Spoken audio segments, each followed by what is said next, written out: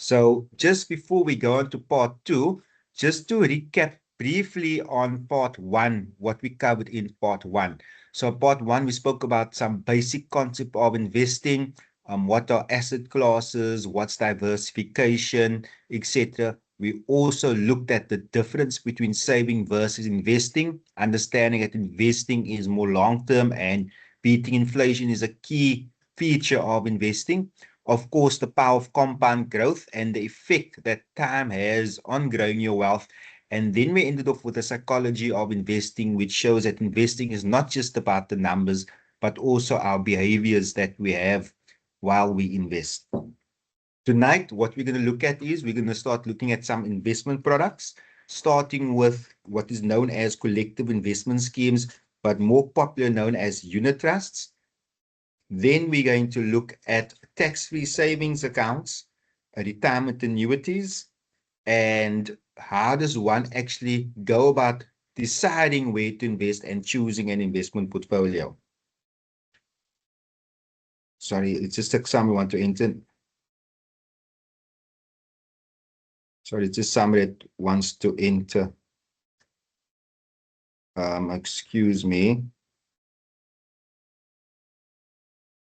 Okay. And then to finish off, we will have a few case studies.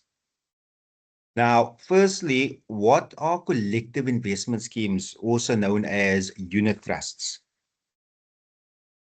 Well, collective investment schemes are effectively a way of investing where funds are pooled together from multiple investors. Those include maybe somebody with R1,000 a month, perhaps somebody with 100,000 rand lump sum, perhaps somebody with R1,000,000, perhaps somebody that, it can be a combination of a recurring income and a lump sum. What it does is it allows all those investors to pool their money together, right? And invest it as a single unit where it's managed by experts. And these will be companies, you may see some familiar names like Allan Gray, Coronation, etc. And what it allows you to do by pooling all these investments and being managed by experts, it can be spread across your various asset classes that we mentioned last week, such as your equities, bonds, and property. Now, what's the other advantage of collective investment schemes? They also have a low entry point. Typically, you can start with as little as 500 to 1,000 rand a month. So it doesn't have a high threshold when it comes to actually investing in it. The other advantage of unit trusts is that they are fully liquid, meaning that you can invest or disinvest on a daily basis. Of course, the reason you do invest is for long-term growth. Excuse me. And typically, you don't want to really be investing and disinvesting, but what it does do is your money is not locked in for any period of time. So whether you want to keep it in there for a few months or whether you want to keep it in there for decades, it has absolutely no restriction. The nice thing also is that you have quite a variety of unit trusts that one can invest in. These include whether it be aggressive funds that is mostly in equities, or whether there are conservative funds that's mostly in bonds and cash, or whether it's balanced funds that is a mix or diversification of the various asset classes. You can go into one single unit trust and be spread across all those different asset classes and investments, and the requirement to get into there is quite low. Now, what is the benefit of investing in a unit trust? Well, firstly, it simplifies investing for beginners. So as we said last week, you want to be in equities, you want to be in bonds, you want to be in cash. How does one actually access that? Well, the unit trust makes it easy for beginners as well as experienced investors alike. So don't be mistaken, many people with large multi-million rand portfolios have unit trust portfolios. So it's not only for the beginner, but it's very simple for the beginner, but it can be used for anybody, no matter how large or how small the funds. What it also do, you allowed it also gives you access to a wide range of portfolios, meaning you're not just limited to one, what they call asset manager, but you can actually look at various asset managers and various funds from those managers as well. I think the last time, I stand corrected, but there's a few thousand different unit trusts in South Africa, which can make it a bit overwhelming when deciding where to invest. That, of course, that is where the job of someone like myself coming, where we can guide you. But what it also does is it gives you access to what is known as institutional grade portfolio, meaning portfolios that are normally reserved for corporates and are reserved for pension funds. A unit trust or collective investment scheme allows you to pool your fund and invest in those assets typically reserved for those large institutions, whether they be what's known as blue chip shares, corporate bonds, or even offshore markets. And for example, R1,000 a month investment in a unit trust or collective investment scheme can give you exposure to R1 billion portfolio, plus managed by experts. Now, moving on from a tax-free savings, and like I said, if you do have any questions, you can just ask it in the chat, and Kendra will let me know if you do have any questions. So what is next? It is a tax-free savings. And what does a tax-free savings do? Well, it works somewhat similar to a unit trust, but the big difference is with a tax-free savings is that there is no tax on dividends, interest, or capital growth. In other words, you can invest your money any way you want to, and you will get tax-free growth on that money. Now, one thing is, but Anwar, why don't I then just put all my money in that tax-free savings? Well, there are certain limitations when it comes to tax-free savings. Number one, oh, sorry, this I need to update. I just realized now I never updated this. There is a contribution limit of 46,000 Rand a year. So sorry, I apologize for the number of 36. I forgot to update it. That amount has actually gone to for 46,000 Rand a year as of this year. The other thing we also have to remember, not only is there an annual limit on what you can invest, but there is also a lifetime limit. Now, that annual limit, just to let you know, started out at 30,000 initially when the tax-free saving was introduced a year. It then went up to 36,000, which is the figure I have in front of you. And as of the beginning of this tax year, it has gone up to 46,000. However, the lifetime limit of 500,000 remains. That means, yes, it is tax-free, no tax on dividends, interest, or capital growth. However, you are limited to what you can put in per year as well as your lifetime. Now, tax-free savings, they are also flexible as well. So withdrawals are allowed at any time. But what's important to remember, when you do withdraw, your contributions are not replenished. Meaning, if you have put 50,000 Rand in a tax-free savings and you withdraw that money, you do not get that contribution again. Your contribution is a once-off. What does that mean? That typically when you invest in the tax-free savings, you want it to be a long-term investment so that you actually get the benefit of accumulating growth and dividends and interest, and that you benefit from not having to pay tax on that. So it's not something you want to put in and use as a bank account where you put money and take money out. You're actually going to be wasting your ability to earn tax-free on that investment if you handle it such a way. So very importantly, that means it is ideal for long-term goals, whether it is saving for education, whether it is part of a retirement planning. In fact, I'm a firm believer that the tax-free savings is a very good retirement vehicle.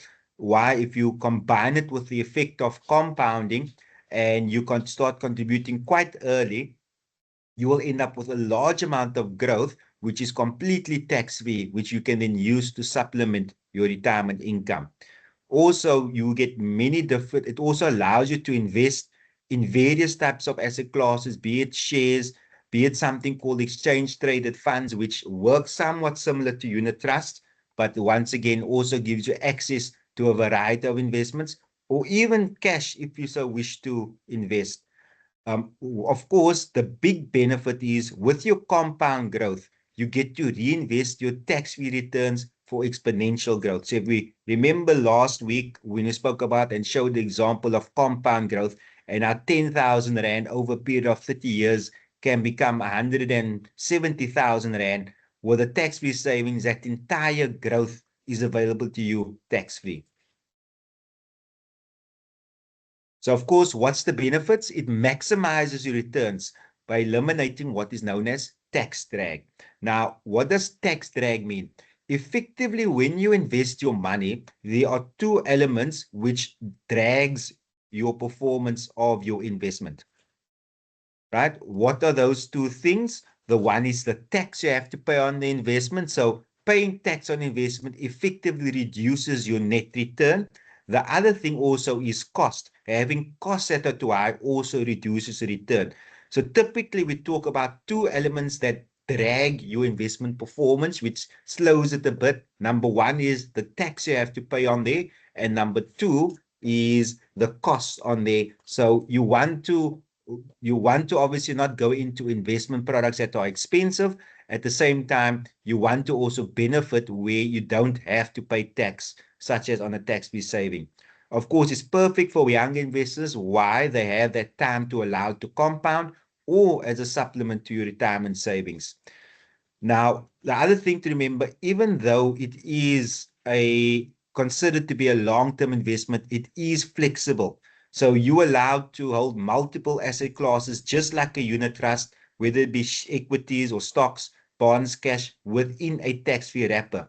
So you can invest in high growth JSE listed shares or equities that we spoke about last week, or even stable funds if you want to earn interest. And whether it is high growth equities or whether it is interest paying income funds, you get all of that tax free.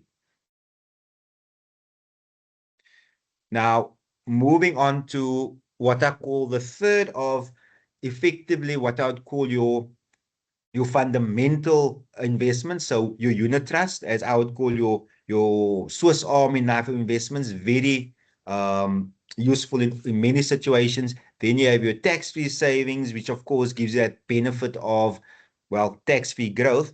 Then the last of what I'd call your core investment types. Not to say there aren't other type of investments, but these three I feel should form the core of any portfolio.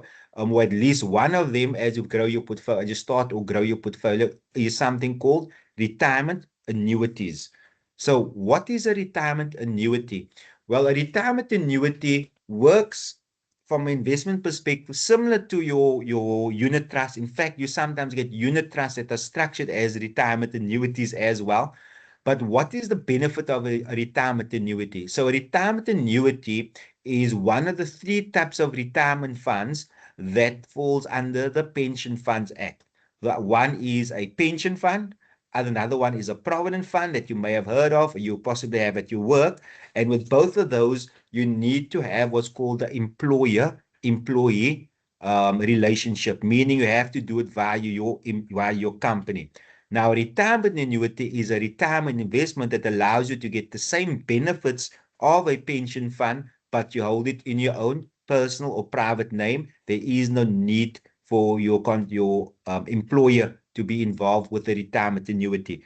It is why some people who call a retirement annuity a private pension. Now, what's the benefit of a retirement annuity? Number one, whatever you contribute towards a retirement annuity is tax deductible, right? And I'll show an example in a few slides exactly what that tax deductibility looks like.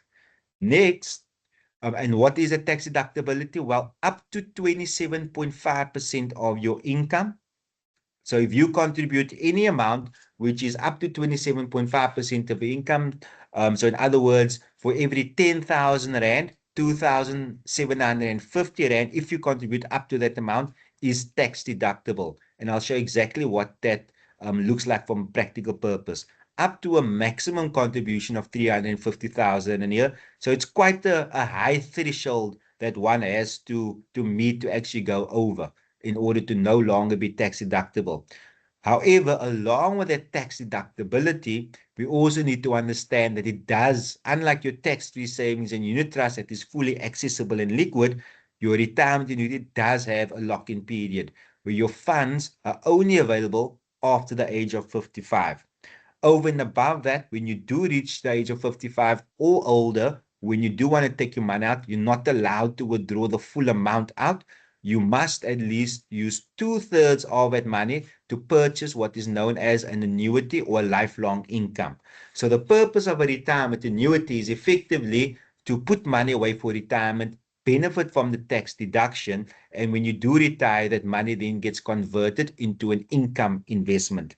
Now, with retirement annuities, you do have certain limitations when it comes to how you invest your money. And there's something called Regulation 28. And effectively, what it does is it limits exposure to your higher risk assets, such as equities and offshore. Now, it still allows a decent amount of equities, so up to 75%, but you cannot go 100% equities in a pension fund or in a retirement annuity. At the same time, you cannot go 100% offshore, but you are actually allowed up to 45% offshore. So there's specific limitations on how much you can invest in equities and how much you can invest in offshore assets, which do carry a bit higher risk. Yes, they can deliver possibly greater growth in the long term, but they do carry just a bit more risk. So there are limitations. Those limitations you do not have on tax-free savings, you do not have on unit trust, where you have to stick to what is known as Regulation 28. So what's the advantage of a retirement annuity? Yes, it's locked in. So what it does do is it does give forced discipline and it prevents impulsive withdrawals. Now, if you compare it to a unit trust or to a tax-free savings, sometimes the money starts to accumulate, it starts to look like quite a big balance, and it does get tempting. Maybe want to drawing a bit of money. I think, hey, there's enough money in there. I can get away with drawing some money out. What the retirement annuity does, it prevents that impulsive withdrawals.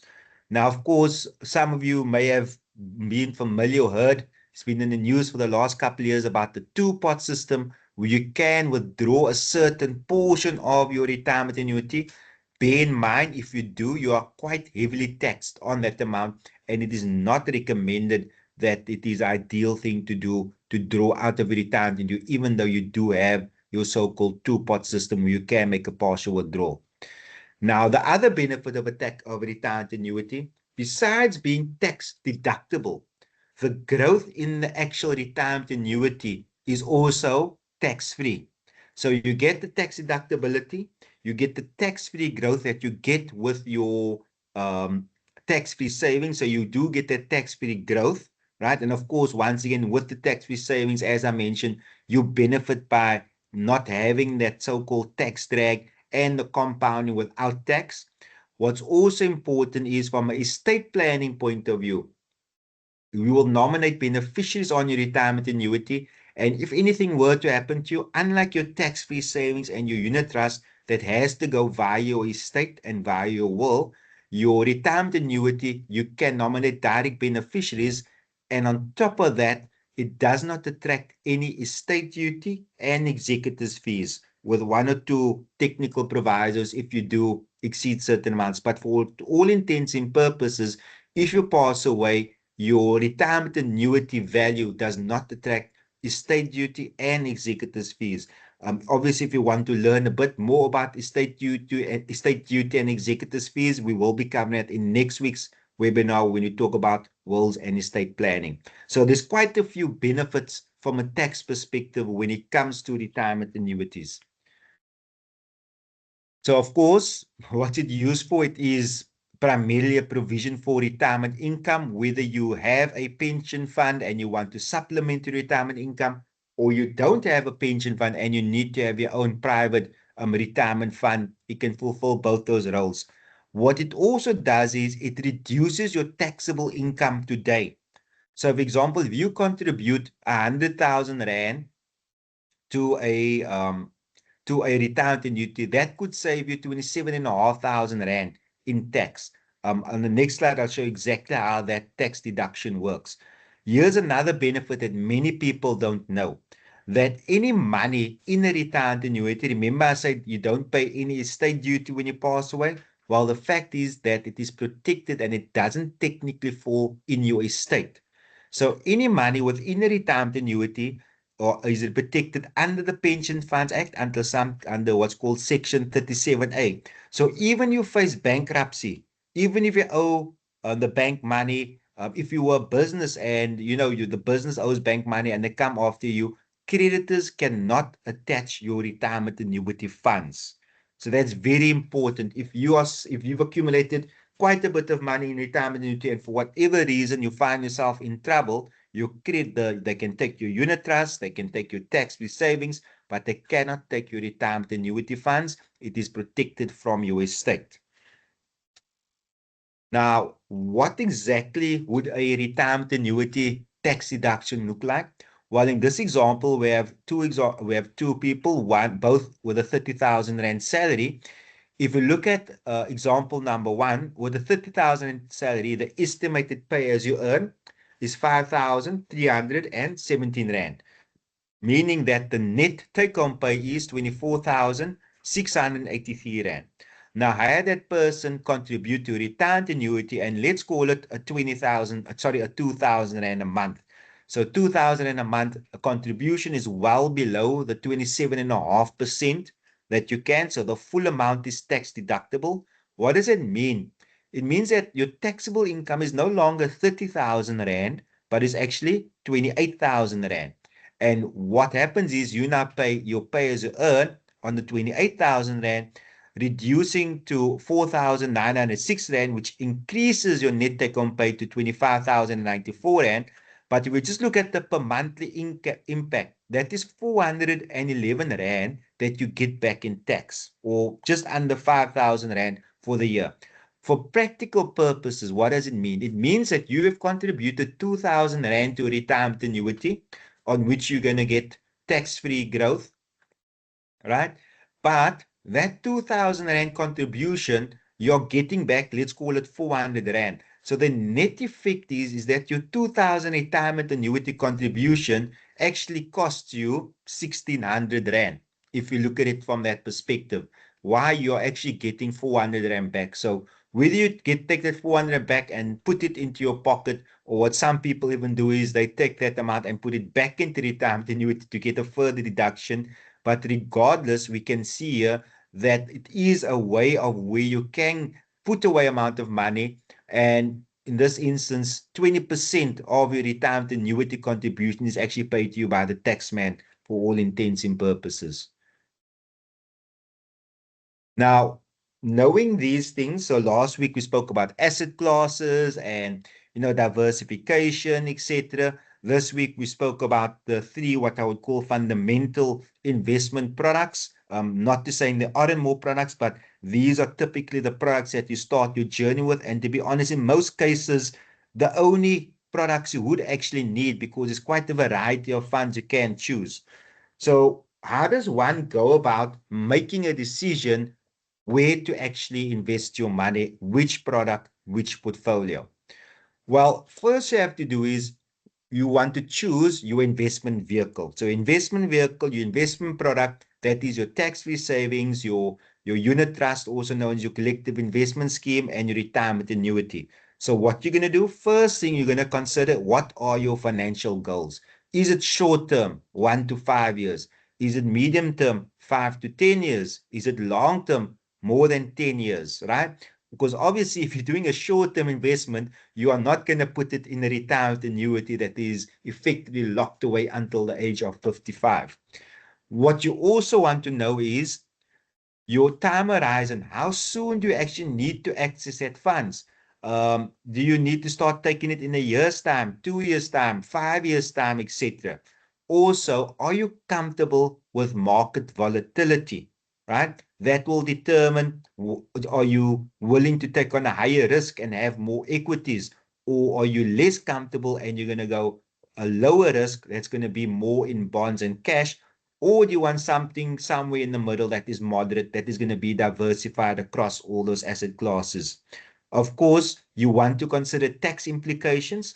For somebody that's in a higher tax bracket, the amount of tax they will get back from a retirement unit will obviously be higher. So there may be a greater motivation for someone with a higher income to contribute to a retirement unit to benefit from that. Or you may just desire to get back that 400 Rand tax or whatever it may be? Or do you want your growth to be taxed and not have to worry about that growth? Very important, you also need to determine what type of liquidity do you need. Do you have an emergency fund already somewhere that you can access in case of liquidity? Or is a portion of your unit trust going to act as a liquidity fund? In that case, you may have to go into a money market or what's known as an income fund if you so wish to do that. Then very importantly, consider regulatory restrictions such as the RA. Don't invest in the RA and you reckon, I didn't know it was locked until age 55. No, if you are happy to lock in your funds until age 55, and then you can consider if a retirement into maybe one of those products, right? So here is a comparative analysis of these three investment vehicles or products, and just some things to consider when deciding which vehicle is suitable for your particular investment goals. Now, that being said, it's not uncommon for somebody to have a unit trust, to have a tax-free savings, and to have a retirement annuity. But if you are just starting your investment journey and you think, hang on, let me first start with one option and then build up my portfolio, hopefully this will also guide you as to what will be the appropriate investment vehicle to start with. So firstly, from a tax perspective, of course, your tax-free savings is tax-free growth and withdrawals. Your unit trust, what's very important is that you are taxed on your dividends and your capital gains. Also, sorry, I forgot, omitted there, if you're earning interest, that interest can be taxable. However, you do have what's called tax thresholds, meaning you do not get taxed from Rand 1. You are allowed to earn a certain amount of dividends.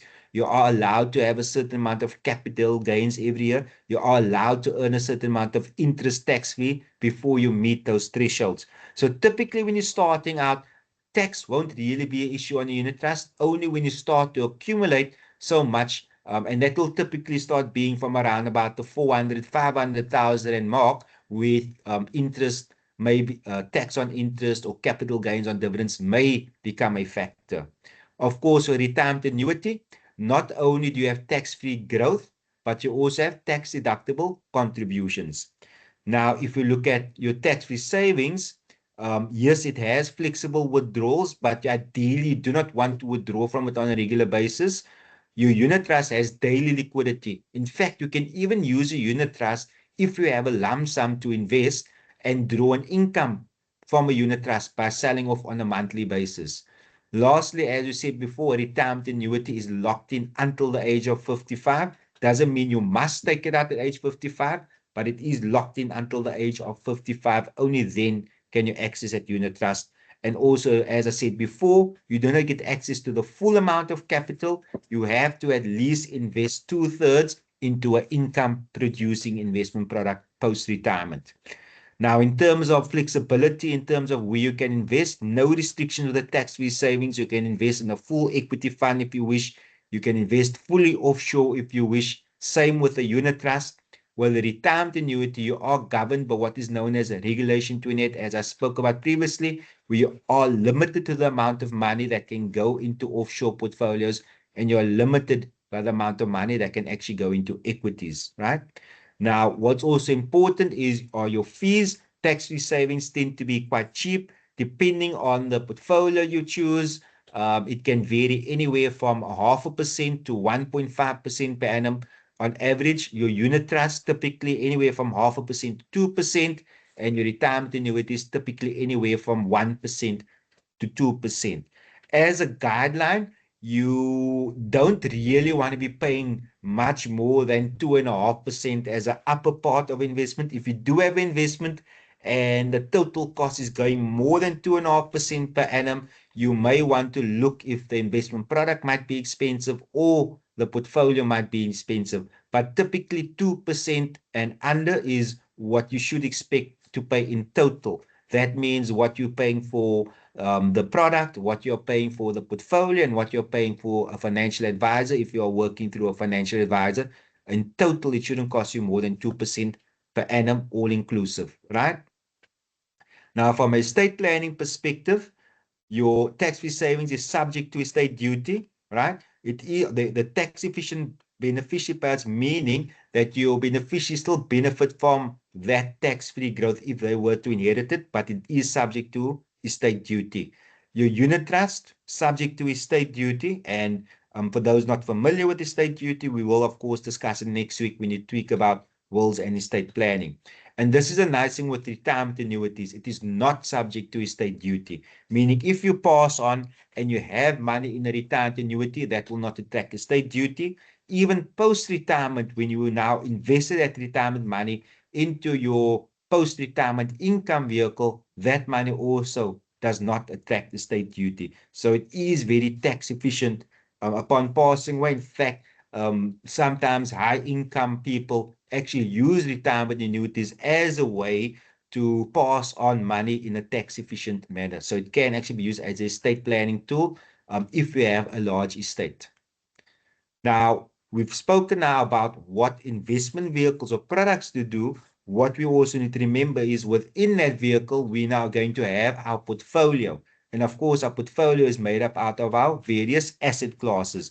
So effectively, when you invest, there's two elements. The one is your product or your investment vehicle. That's going to determine your costs, your accessibility, your taxation, etc. Then you're going to have your investment portfolio, which is effectively your makeup of your various asset classes, and that's going to determine your risk as well as your return. So what does one do now when determining what portfolio to go into, what fund? So if you looked at the various products, but what fund do you want to house in those products that you have seen before? Well, once again, you want to align your portfolio with your financial timeline. So if you're looking at the shorter term from a portfolio perspective, 1 to 3 years, you want to prioritize stability, meaning predominantly going to be in cash, money market funds, saving bonds, those type of funds, maybe even some income funds.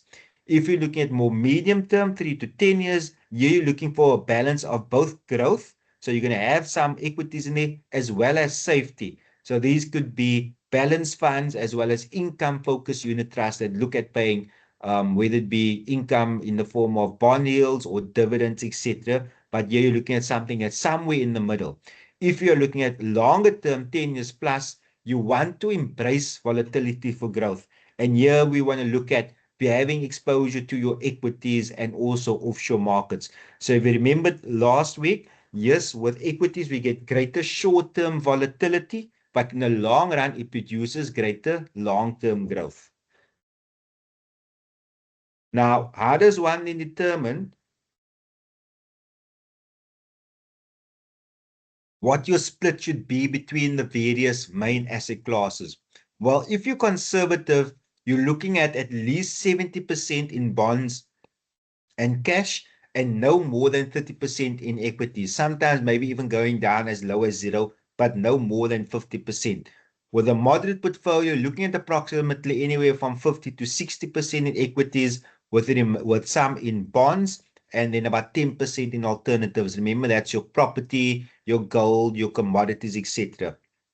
When you're going more aggressive, you want to go more into equities because, as we discussed last week, equities, which effectively means you're investing in large multinational businesses, is your core driver of growth over time. So the more aggressive you go, the more equities you want to have. You also want to make sure that you have at least some offshore exposure, meaning that you're not just investing in South Africa, but you also invested outside South Africa.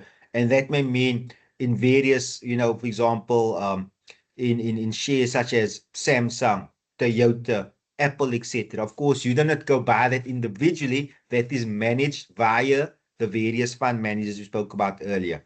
And of course, in also having a 5% in something like commodities, gold, oil, etc. And what you want to do with the aggressive portfolio is maximize growth, but going over a longer period of time. So what are the factors that determines what your risk capacity is? In other words, what are the factors that allows you to take on more risk? Well, age is one of it, meaning the younger you are, the more risk you can take on. Why? You have more time, and more time allows you to see through the volatility and get that growth. Also, income stability is very important. You want to, the more stable your income, the more risk you can take. If your income is unstable, it fluctuates month to month, you want to take on a bit less risk because you might just need to substitute your income by drawing from your investments. Of course, the lower your debt levels, the more risk you can also take. If you have high debt, excuse me, you do not also want to take on more risk. It can just make a situation worse. And what we need to understand is in South Africa, we need to also take into account the effect of inflation. That we can't just put all our money under the mattress or in the safe because effectively inflation will eat that. So you want to consider assets that are hedging against inflation, such as property and commodities. How would one determine what your risk profile is? Well, there's many quizzes one can take where you answer a number of questions and determine what is your risk, whether it's conservative, moderate, or aggressive. Now, many risk profile quizzes will also have some steps in between, such as moderately conservative and moderately aggressive. That just allows you to hone your risk profile a bit more accurately. Now, something also to consider. So first, it's your risk profile and what your asset split is going to be according to your risk profile. The next thing is to decide whether you want to have an active versus passive type of fund. Now, what does that mean? You have two types of investment managing. One is active, where effectively you will have a fund manager or investment house, somebody like, for example, a Allan Gray, a 91, a Coronation. We actually have a fund manager actually choosing where to actively invest the money, what equities to buy, what shares to buy, what regions to invest in.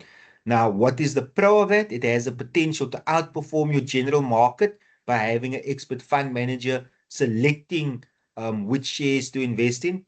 The con is it does come with higher fees, meaning because the manager actually has to do the research, look at what are the good shares they feel are to buy, that comes with additional cost. So active funds tend to cost more. It also comes with what is known as manager risk. What if the manager gets it wrong and doesn't outperform the market? Right now, when you say the market effectively means the average return of a particular market. So the JSE, that is a market. The average return of the JSE will be the JSE All Share Index. Also, you look at things such known as indexes or indices. You may have heard of something called the S&P 500, a very well-known American index. What the S&P 500 is, it tracks the 500 largest corporations in the US, right?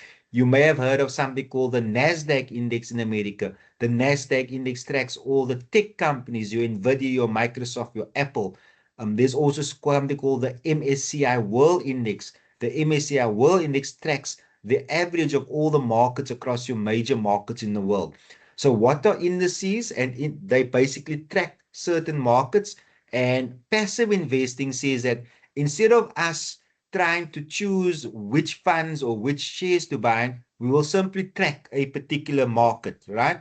And therefore, it is significantly cheaper than active matching, than active management. However, you are never going to outperform the market with passive investing. You will always return the average of what the market returns. So if the JSE top 40 shares, there's something called the JSE top 40.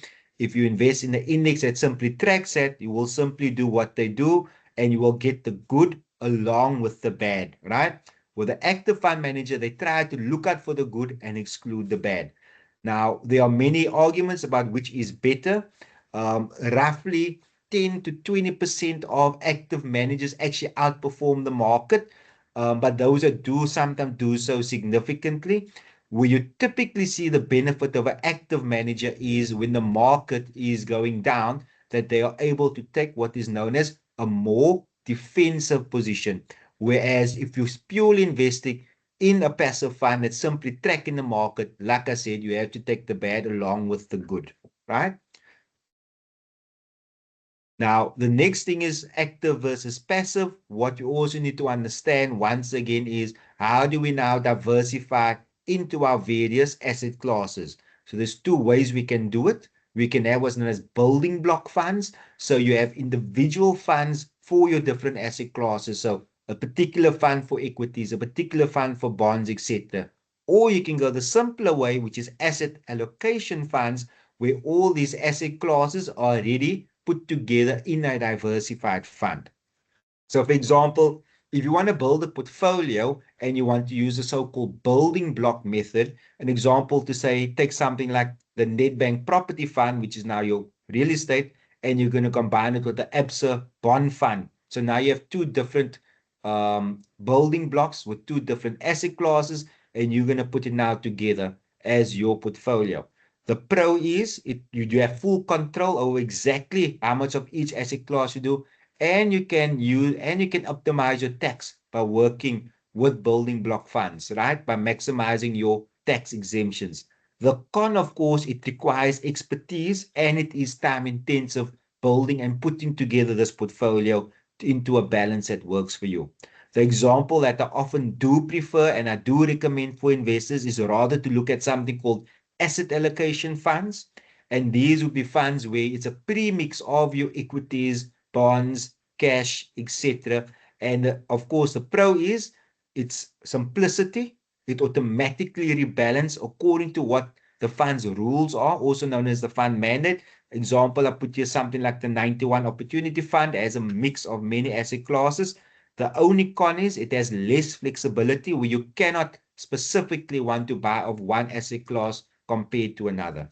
Also, just note at bottom the disclaimer that this is not advice, it's for educational purposes, and the company names are not an endorsement of or nor a recommendation of these companies. It is simply for illustration so you understand what I'm talking about when I talk about various funds and fund managers. Now, the other element to add to it, right? So, excuse me. So we're talking about you get active versus passive funds. Then you get building block funds versus asset allocation funds. Lastly, you get something called single manager versus multi-manager funds.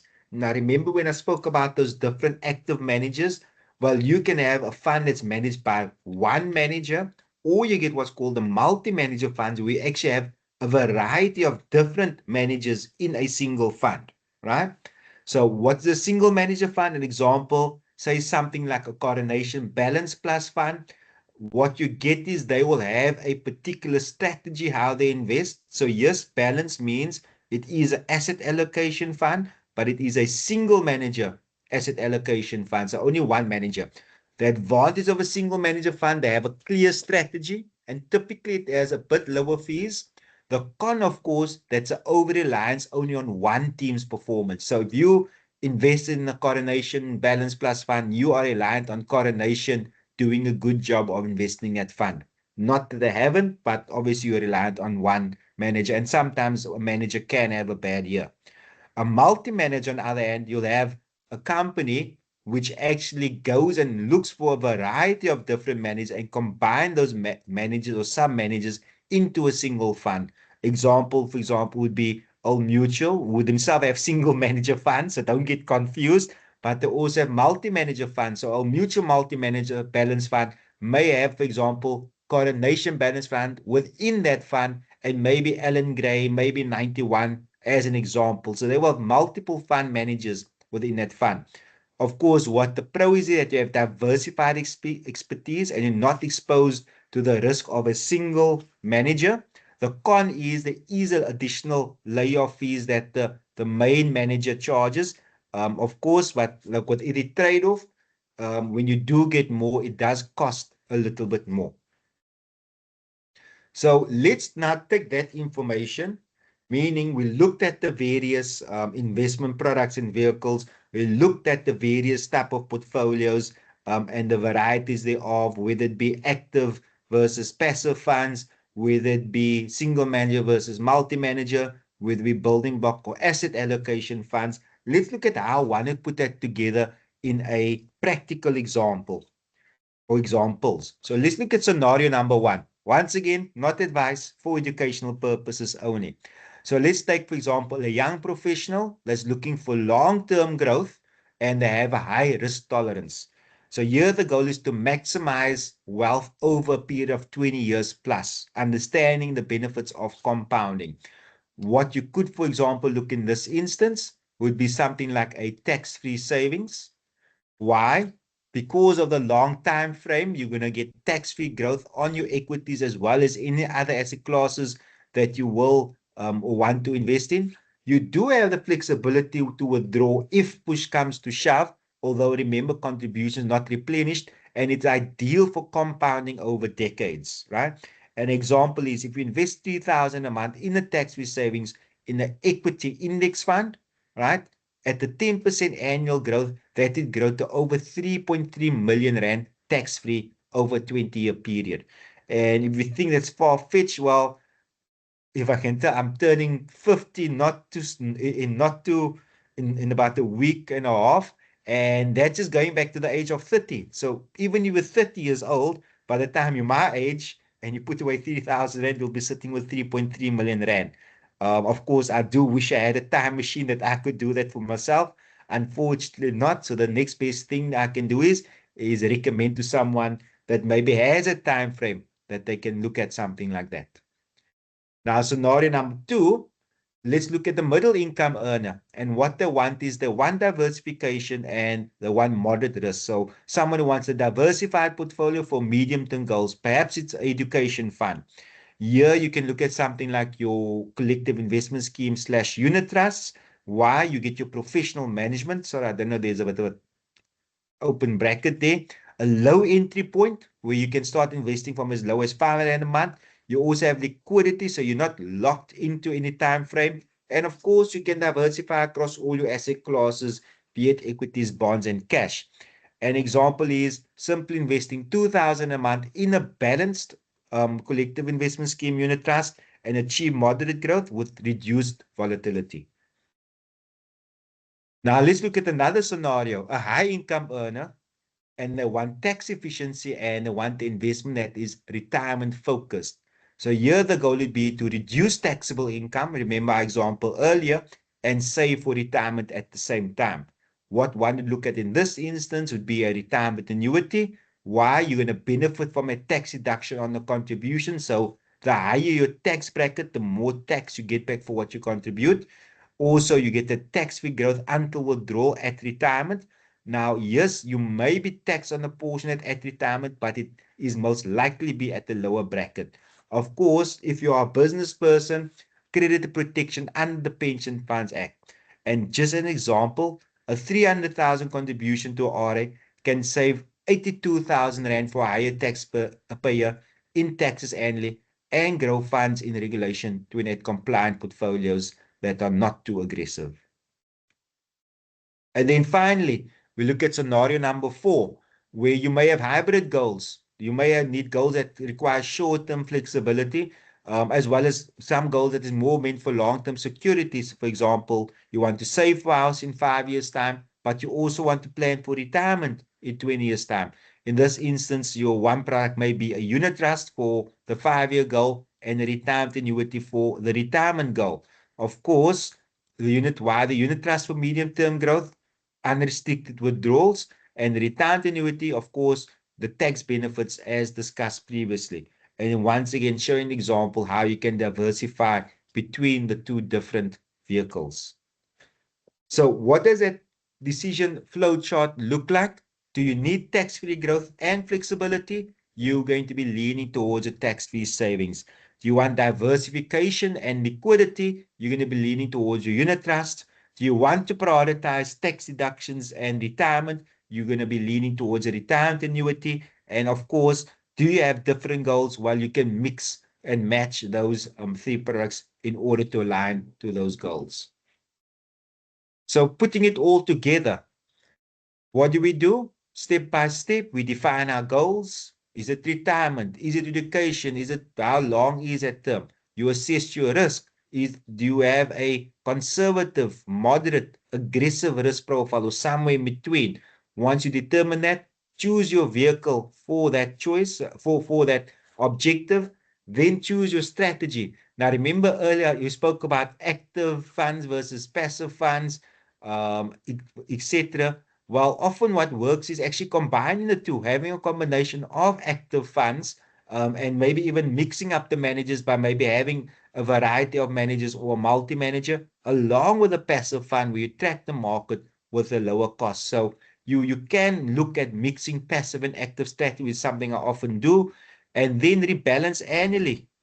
Goals align with your goals. Remember, markets do shift, right? You may want to see where you want to make certain rebalancing and carry on with your investment goals after that annual rebalance. Now, what? Anwar, before you continue, there's a question in Yes. the chat. Okay. Thank you. Yes. Go ahead. Must I give the person? Is it in the chat itself? Okay. Let me just Yeah, it's in the go chat. in quickly. Let me just open up my. Oh.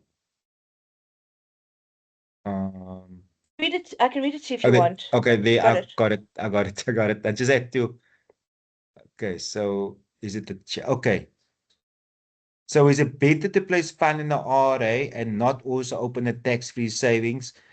So I would say I like both, right?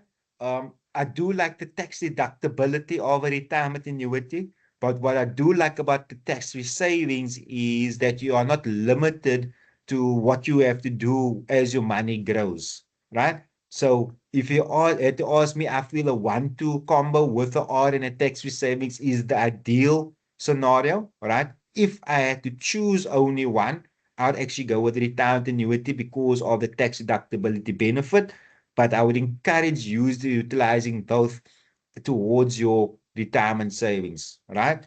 So it is not a matter of always what is better. It's obviously about using it in the right way. But if I had to choose one, I would first go with retirement annuity just because it locks you in there and it takes away the temptation of having to put money in. The danger of a tax-free savings is as that money accumulates, it can be tempting to want to draw that money out, right? Now, just going back quickly to the presentation. So putting it all together. So here's some examples how our funds can put together. And of course, if you feel a bit overwhelmed, set an appointment with a financial planner like myself, with a financial coach like myself, and we can maybe guide you and show you what the route to go is. But for example, if you want to build a aggressive portfolio, you can say, well, I want to be fancy and use building block funds. This is what it look like. You have something like the Satrix Top 40 Passive Fund. You have something like the Coronation Global Active Fund. Then you have some SA Retail Bonds. Then you have some gold funds. That would be building a custom portfolio. A bit more work, but you can customize it a bit more to what you want. Or if you want things just to be a bit simpler, you can say, hang on, I'm not going to bother with building blocks. I'm simply going to use asset allocation funds and decide on a nice balance fund. And what I'll do is I'll maybe look at the active balance fund, like a Allen Gray balance fund, or a passive fund like the Satrix Balance Index Fund, or even combine the two. All right. Of course, many times when clients invest a bit more conservatively in interest funds, typically one fund may be sufficient, and then you may look at something like, for example, a Standard Income Fund or a Coronation Strategic Fund, where you simply have one conservative interest-bearing fund. Once again, not advice. The names of illustration only is not an endorsement or a recommendation. Right. So the final takeaway for today, and it looks like we will be finishing on time, is the key principle: patient pays. Let compound growth do its work. As we showed before, that 5 rand a month for 30 years equates to 1.2 million rand just at 10%. No need to be making ridiculous returns of 20% or 30%, which, by the way, if anybody tells you, oh, you're going to get 20 or 30% per annum from your investment every year, I would say turn around quickly and walk in the opposite direction. Can an investment do 20% in a good year? Yes. But anybody tells you that investment is going to do 20%, 30%, I suggest you do about turn and walk in the opposite direction. Of course, what you want to do also, you want to embrace volatility. Why? Often when the market goes down, it actually presents buying opportunities. And we can see it now with a lot of volatility. We've seen it in 2008 when the market crashed, it presented many buying opportunities. We've seen it with COVID when the market went down, it presented many buying opportunities. So the market going down is not necessarily a bad thing. It actually presents the opportunity to get shares for cheaper. Of course, rebalance when necessary. And note here, it says trim winners and buy losers. Now, why does it, is that, that might seem like an error, but actually, often you find that last year's best winner is never this year's best winner. So a fund that typically did very well last year may do substantially poorer this year. So you want to take some of that profit off the table if you had a fund that did exceedingly well. So you had a fund that did 25%, but you're expecting 10%. Maybe trim some of that growth off.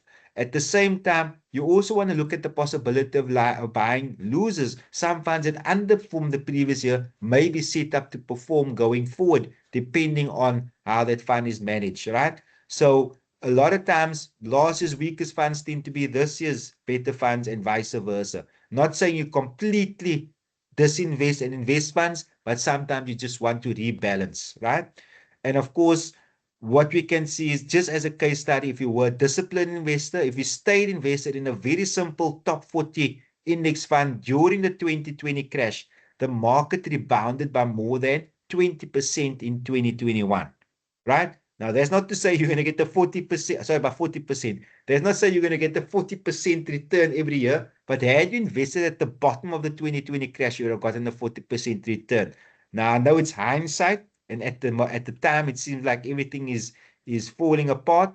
But history has shown time and time again that when the market does crash, it does rebound significantly as well. Of course, over periods of time, 10 years, 15 years, 20 years, these all tend to even out to that 10, 11% that we often talk about. So that 10, 11% we talk about long-term is not a consistent state 10%. It's maybe 5% one year. It's maybe 20% another year. Some years it may be minus 5%. Another year maybe plus 40%. But over time, it averages out. And of course, it also compounds. And that is the end of part 2 and our penultimate webinar.